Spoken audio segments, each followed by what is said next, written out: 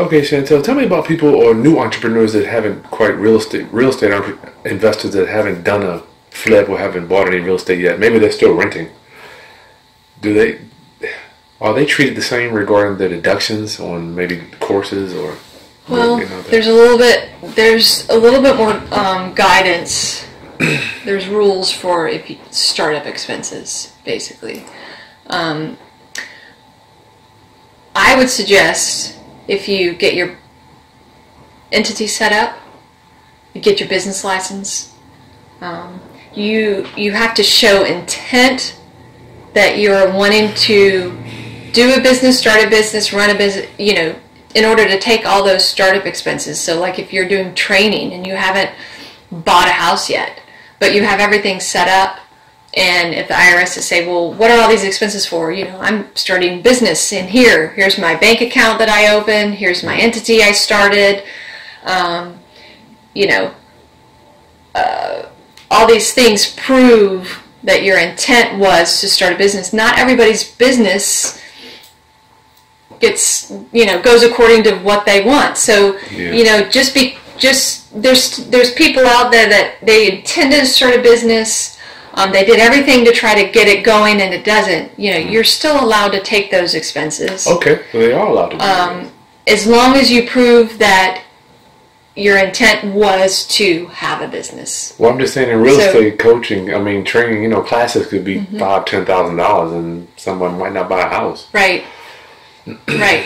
You can't just go sit in a class and spend $5,000 and then just write it off on your Schedule C. That's what I'm asking. You can't. No. The IRS, if you get examined, the IRS would not let that Gotcha. Yeah, be a deduction. All right. So, but if you go sit in a class and pay $5,000 and you've set up your business and you've opened a bank account and you've, showed that you did intend, you can prove that, the IRS would allow you to take those expenses. That's good to know. And there are some rules too about capitalizing startup costs versus expensing them off on the first year. So. Or capitalizing. Putting it on the depreciation schedule. Oh, yeah. Amortizing it. Amortizing expenses. Yes. Yeah. So. That's cool. So yeah, for those that just say, I'm going to go sit in a training class, but not do anything else, you cannot take that as a business expense because you don't have a business. Keep that in mind, yes. class. And we almost kind of went over depreciation already, right? Mm-hmm. Yeah. How about, say somebody was doing, a new investor was coming to hire you to do their taxes. Mm-hmm. How would that look? Give me a little picture of that. Well, it depends on what kind of services they need. If I'm just going to do their tax return. That's right.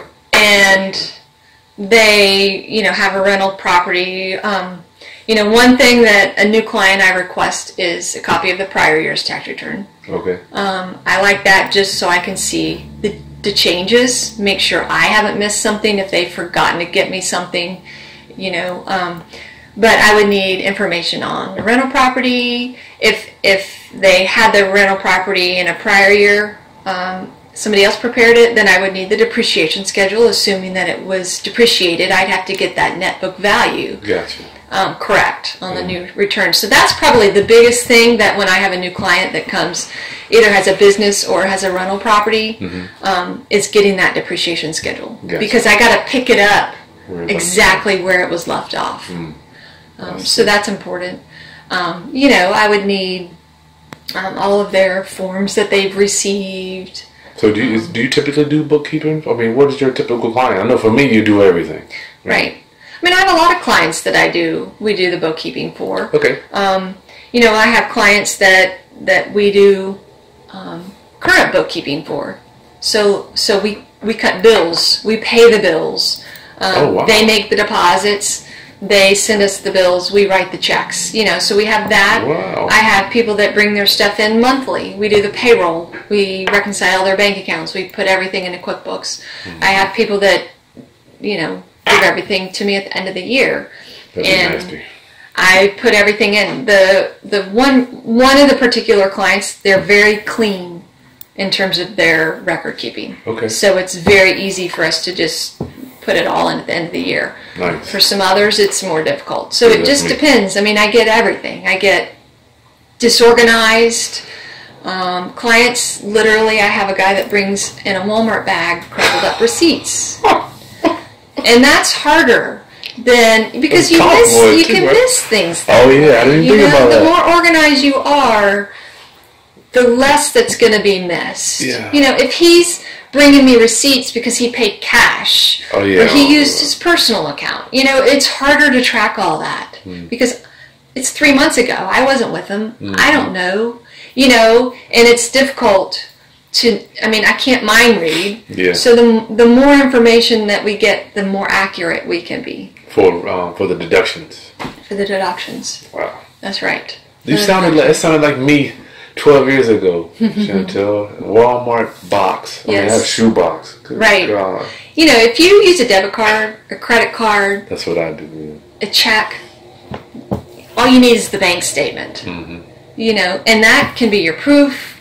You keep the receipts. But if you don't have the receipts, the bank statement at least shows you that it happened. Yeah, proof. If it's a large number, you need the receipt. If it's less than $75 or $50, you don't necessarily have to have a paper receipt. The credit card, the statement is the receipt. But okay.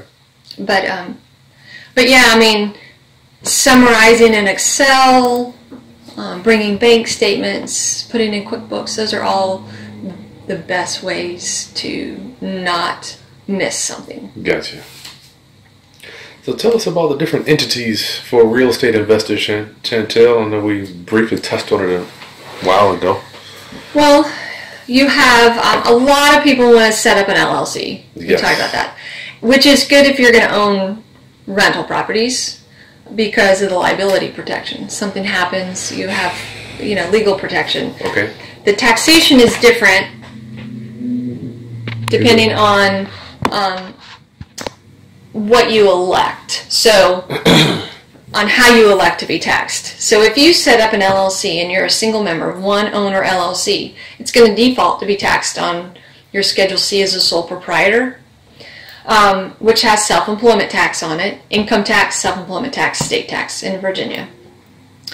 You can elect as a single member LLC to be taxed as a subchapter S, does not file on your personal tax return anymore, files an 1120S, has pass-through income to you, is income tax only, federal and state income tax only. So no self-employment tax. There's some regulations that you have to follow as an officer of an S corporation. You're still an LLC. You're just being taxed differently.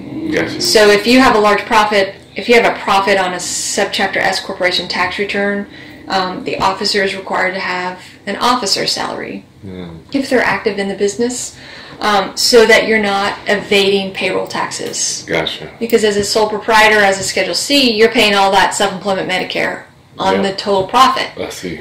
So subchapter S, you're not paying that anymore. The IRS says you can't set that up just to not pay in payroll taxes, so you have to have a reasonable salary. So you're on the... Okay. Go ahead. So that's single member LLC. Single member LLC. 2 members or more in an LLC, the default is a partnership tax return. Self-employment tax on the profit, same as the sole proprietor, but it does file its own tax return. The members get a K-1, they pay the tax according to their percentage on their tax return. You can file to be taxed as subchapter S, same thing as the single member LLC being taxed as sub S, same tax rules. Okay. The officers would have salary, profit and loss passes through without self-employment tax on it. Wow. You can you can set up as a corporation. A corporation files its own tax return. You have board meetings. You have shareholders. It's not as complicated as it sounds. I have lots of clients that are corporations. You elect to be taxed as sub S corporation, which is pass through, or you default to be taxed as C corp. Okay.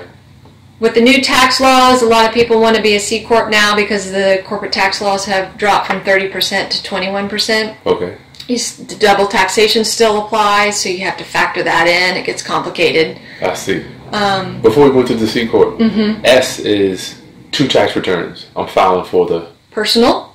So everything else, not business related, would go on your personal W-2s, anything that's not in your business. Gotcha. Go on your personal return. The Subchapter S, LLC taxes, Sub S, files its own separate tax return. Okay. That profit or loss passes through on a K-1 Gotcha. to your personal tax return. Are we getting, so the S Corp does not pay tax. Gotcha. So it files a return, no tax due, profit or loss is passed through, and you pay the tax on your personal tax return. I see what you're saying. Right. Got it. So that tax deduction we talked about. So if your S Corp, if your LLC taxes an S Corp, has a $100,000 profit that's going to pass through, and you're going to be taxed on that $100,000 on your personal tax return, you're going to get $20,000 now because of the new tax laws, tax-free. I see. There are some things that there's some rules as with everything in the IRS. Yes, you have to have wages, or you have to have basis in your property. We talked about. Yeah. So there's some things that it's the greater of.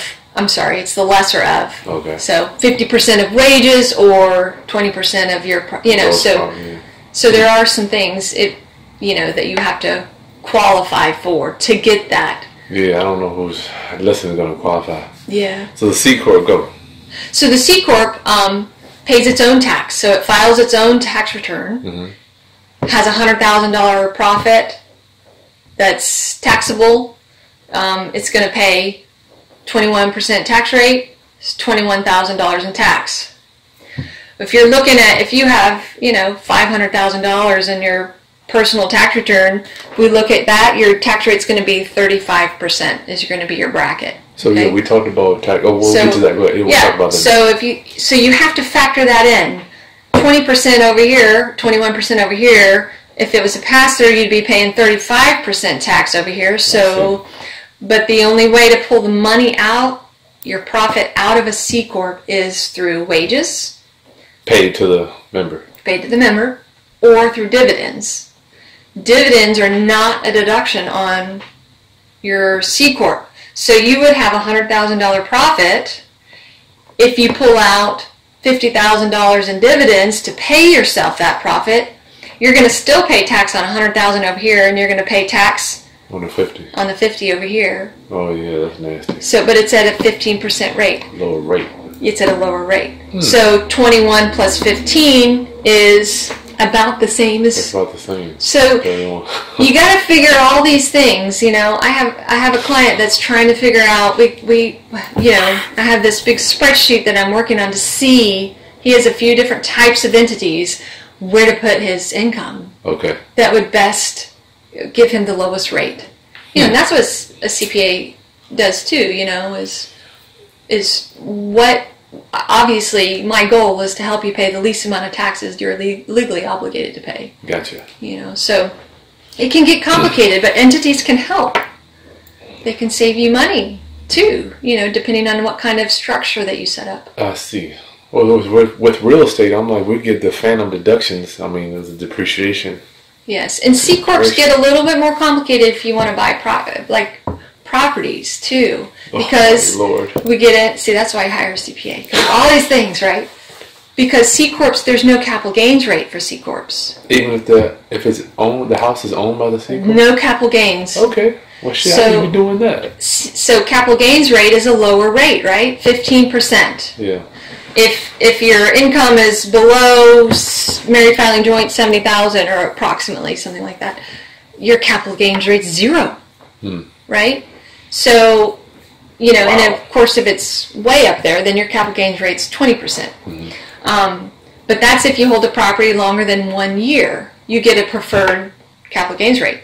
Otherwise, if you hold a property that you're flipping for less than a year, you just pay whatever your regular tax bracket rate is. Well, let's segue into that then. One of my bullets here was capital gains tax. So we didn't even really get into it. So capital gains tax is a preferred tax rate for assets, properties, stocks, rental properties if you're flipping at investments that you've held longer than a year. Yeah. So if you hold something longer than a year, you get a preferred tax rate on it when it's sold. Is that preferred and you mean lower? Lower. Okay. Lower. 15%. All right. Or 0%, depending on what your adjusted gross income is. Wow. Okay. Okay. Or your taxable income. So adjusted gross income is all your income minus certain deductions. You get your AGI, and then you have your standard or itemized deduction, your exemptions, which are no more. Exemptions they're gone. January 1st, exemptions went away, so no more exemptions. Okay. And then you get your taxable income. So some things are based on your taxable income, some things are based on your adjusted gross income. When I say that, credits, phase out limits, IRA contributions, some things that have phase outs or have limits, some of them are based on your adjusted gross income, some of them are based on your taxable income. So the capital gains, it changes after, you said something about a year. So If you hold a property less than 1 year, then you just pay it it's like ordinary income. It's not considered capital gains anymore. Is it capital gains on top of income, self-employment? If we're talking about a flip, there's no self-employment tax on a flip. Okay. And we talked about that. Unless you're buying flips as a business. As a business, that's right. We're in it as an investment. Mm-hmm. If you're flipping 1 or 2 properties a year, it's just you're buying an investment property and you're selling an investment property, then it would go as a capital gain. That's what I like to hear. Right. Thank you for that one. So the short-term capital gains is different than the long-term. So what is the short-term? Whatever your tax bracket is. It can change. It varies for different people? The tax brackets, yes. Really? Yes. And they just changed as of January 2018. All right. The tax brackets shifted. So the lowest bracket is 10%. Then you have 12%, 22%, 24%, 32%, which is a big jump, 35% and 37%. So you're reading that right from a list. What is we talked about, what is an income tax bracket? So, for example, the 12% bracket. 12% bracket, what does that mean to me? It means that married filing joint returns that have income between $19,000 and $77,000, that income is going to be taxed at 12%. 12%. Oh, is that gross income or after deductions? That is taxable income. Taxable income. So investors can write off a lot of stuff, which will bring our taxable income lower. Correct. Great. You would write off everything you spent to generate that income. Gotcha. That by law can be written off, sure. Go ahead. And then it jumps, jumps up to 22% if you're 77, between 77 and 165. 77,000 and 167,000 jumps to 22%. Okay. That's a 10% jump. So. But anyway, but these are online. You can get the brackets. It's still good. I didn't know it was online. I mean, it's misleading because I'll sell a house for $250,000, but I'll have $230,000 in expenses. And my income is only $20,000 for the house. Right. So I don't want to be calculated in the gross part. Right. No. You're just taxed on the net profit. Gotcha. That's cool. So would that be advantageous for investors then? To know the brackets or what? Yeah, what tax bracket? That seems huge. I didn't even know what bracket. Well, I mean, it is, your bracket is what, I mean, yes. Okay, so an example. I had a client come in, inherited an annuity, okay? Their income is about $40,000 without this annuity. This annuity is going to, so if you look at that, $40,000, they're going to be in the 12% bracket. Okay. You add the annuity, and it puts them over 165, so now their bracket's $24,000. Gotcha. So we looked at dividing the payments from the annuity between December 31st and January 1st. So half of it went into 2018, half of it goes into 19. It keeps them within that 12% bracket. I see. That's cool. Otherwise, they're going to be taxed an additional 10% just because they took the one lump payment. I see. That's pretty sharp. So it is good to know. It is good to know that. If you have 2 flips that are selling and you're going to make a $50,000 profit on each, and you can push one back to the next year, you might want to consider that if it's going to bump you up into a different bracket. Smart. But a flip, and of course it depends Go ahead. if it's capital gains or not. Because capital gains tax is calculated separately from your my income goodness. tax bracket. So this is the This is income tax bracket. So that's different than the capital gains tax bracket. Correct. Capital gains is calculated separately on your tax return. So it takes your dividends and your capital gains, your long-term capital gains, Gotcha. and calculates the 15% tax separately on that than it does on the rest of your income. So I just want to make sure I understand. Our income tax bracket is different than our capital gains tax bracket. Yes. Capital gains tax is just... It is what it is. Yeah, 15 or 20, 0, 15 or 20. Yeah, Gotcha. I mean, I guess There's no bracket. I guess it kind of is a bracket. You're right, because if you're married filing joint below 70,000, your capital gains tax can be 0. Yeah. If your income is low. That's what I was asking. Good Yeah, equation. so I guess. Wow. That's why I just pay you, Shantel. I don't know, man. I don't know. I mean, could someone? I mean, can you? How long would it take to know this stuff? Well, like if you go by TurboTax. Yeah, it asks you questions. Okay. If you answer a question wrong, it's going to put the wrong information in your return. So it tries to be intuitive and help you with where to put things. Mm-hmm. It'll ask you, did you drive your car for business? I've never used TurboTax. I've seen it. Yeah. But do you drive your car for business? And you say yes, and then you put in, It goes. Mm-hmm. But I had somebody come to me and he put in his real estate taxes on a Schedule A for his primary resident. He put the same taxes on a Schedule E for his rental property. He goes, well, TurboTax told me real estate taxes, so I just started putting it in, So it duplicated it. Oh, wow. What is the IRS going to say? I mean, he's responsible, right? I mean, you can't pass the buck. Oh, TurboTax is not responsible. Yeah, they're not going to. That's cool. Okay, Shantel, I'm not going to waste too much more of your time. Final thoughts on my real estate people that are getting into business, want to flip houses, hold on to properties. Go. As an accountant, my ending thought would be diligent in your record keeping, in keeping track of your transactions, being organized. I know a lot of people are entrepreneurs. Yeah. Saying, my thing is I'm going to go out and I'm going to do all this stuff. And that's fine.